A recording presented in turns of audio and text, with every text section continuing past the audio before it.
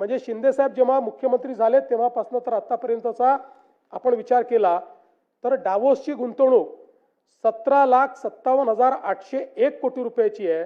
आपण बघितलं असेल तर 24-25 मध्ये विक्रमी 1,64,775 कोटी रुपयाची परदेशी गुंतवणूक आपल्याकडे आली आणि आता तर गडचिरोली एक नवीन मॅग्नेट तयार झालेला आहे। सर्वाधिक गुंतवणूक आता गडचिरोलीमध्ये येते।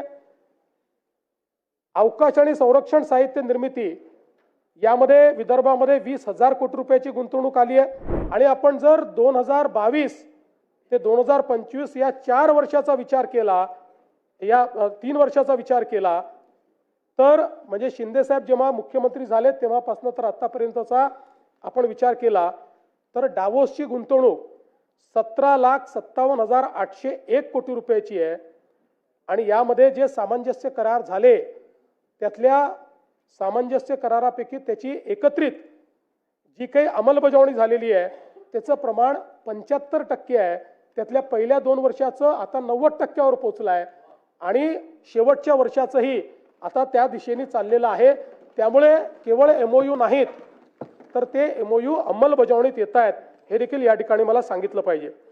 यासोबत नुसतं आपण डावोसच्या इन्व्हेस्टमेंटवर त्या ठिकाणी बोलत नाही, त्याच्या व्यतिरिक्त सामूहिक प्रोत्साहन योजनेच्या अंतर्गत आपण जी इन्व्हेस्टमेंट आणतो त्याचा जर आपण विचार केला तर तीही इन्व्हेस्टमेंट जवळपास 13,75,729 कोटी झालेली आहे आणि यातून 7,11,259 एवढ्या रोजगाराची निर्मिती होणार आहे। एफडीआयचा आपण विचार केला, थेट परदेशी गुंतवणूक त्यातही महाराष्ट्र नंबर 1 आहे। आपण बघितलं असेल तर 24-25 मध्ये विक्रमी 1,64,775 कोटी रुपयाची परदेशी गुंतवणूक आपल्याकडे आली। आपल्या नंतरचे 3 राज्य हे एकत्रित केले तरीही आपली परदेशी गुंतवणूक जास्त आहे, ही महाराष्ट्राची स्ट्रेंथ आहे। आता 25-26 मध्येही आपण अजूनपर्यंत वर्ष संपायचं आहे, 2 क्वार्टर झाले आहेत, आपण पहिल्या क्रमांकावरच आहोत। आतापर्यंत 91,337 कोटी एवढी परकीय थेट गुंतवणूक ही महाराष्ट्रामध्ये आलेली आहे।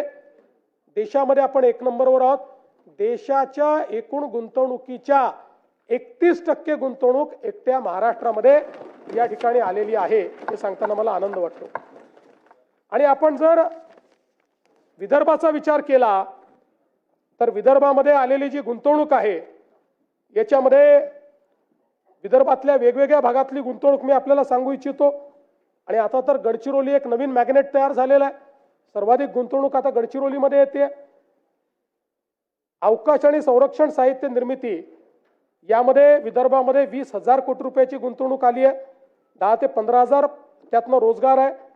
Tembo Defence, Reliance Infrastructure, Max Aerospace, Economic Explosives, electronics उत्पादन आणि निर्मिती, सेमीकंडक्टर, सोलर पॅनल आणि मॉड्यूल याच्यामध्ये 1,55,000 कोटी रुपयाची गुंतवणूक आलेली आहे। 65,000 प्रत्यक्ष अप्रत्यक्ष रोजगार आहे। कंपन्यांची नावं आहे Avaada, Vardhan lithium, Waaree Energy, Power Line Urja, Reliance, BSNL solar, artificial electronics, Novosis आणि ज्युपिटर।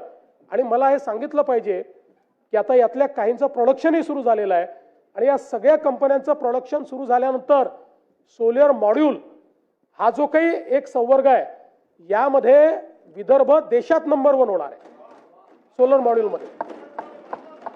त्यानंतर इलेक्ट्रिक वाहन निर्मिती याच्यामध्ये गुंतवणूक आली आहे 15,000 कोटी, रोजगार जवळपास 10,000 आहे। टेक्सटाईलचं जे क्षेत्र आहे या क्षेत्रामध्ये 1,740 कोटी, युसेंग इंडिया प्रायव्हेट लिमिटेड, स्टील प्रकल्प जे आहे त्याच्यामध्ये जवळपास 2,10,000 कोटी रुपये, ज्यातनं प्रत्यक्ष अप्रत्यक्ष 1 लाखापेक्षा जास्त रोजगार तयार होईल। आणि याच्यामधली नावं देखील महत्त्वाची आहेत। JSW, Greta Energy, Warm Iron, Rashmi, PS Steel, Suflam Metal, Suflam Industry, Kirtisagar Metallurgy, Sumedh Steel, Lloyd Metals, Icon Hariom, GR Krishna Ferro, Surjagad Ispat, Fine craft, गॅलंट इस्पात, राजुरी स्टील या कंपन्या आहेत। त्यानंतर कोल गॅसिफिकेशनमध्ये देशातली सगळ्यात मोठी इन्व्हेस्टमेंट ही विदर्भात आलेली आहे। जवळपास 70,000 कोटी रुपयाची इन्व्हेस्टमेंट आहे, ज्याच्यामध्ये कोल गॅसिफिकेशन आणि डेरायव्हेटिव्ह देखील तयार होणार आहेत आणि 30,000 लोकांना या ठिकाणी त्यातनं रोजगार मिळणार आहे.